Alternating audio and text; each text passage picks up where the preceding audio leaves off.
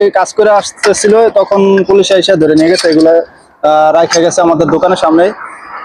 বলে গেছে, ভাই এগুলা আমরা যদি পারি ছুটে আসতে পারলে আসলাম, না পারলে কারো মাধ্যমে নিয়ে নেব। এই মালগুলা এখানে রাখা চলে গেছে। আসসালামু আলাইকুম বন্ধুরা, এই কিছুক্ষণ আগে দুইজন লোক ধরে নিয়ে গেছে এই জায়গা থেকে পুলিশে। এই দিক দিয়ে আসতেছিল কাজ করে। তারপরে এখানে আসার পরেই পুলিশের গাড়ি এসে দুজনকে ধরে নিয়ে গেছে।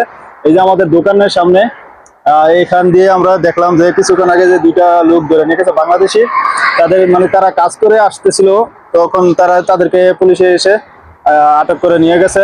আসলে একটা জিনিস কি, রিজিক যখন শেষ হয়ে যায় তখন মানুষ চেষ্টা করলেও থাকতে পারে না, এটাই হলো বাস্তবতা। কারণ কি, এমনও মানুষ আছে এখানে সৌদি আরবে 2, 3, 4 বছর, 5 বছর, 10 বছর থাকতেছে, আকামা নাই, তারপরে খুরুপ ভাড়া, মামলা খাওয়া, অনেক ঝামেলা আছে। তো দেখা গেছে থাকতেছে, কাজ করতেছে, কিন্তু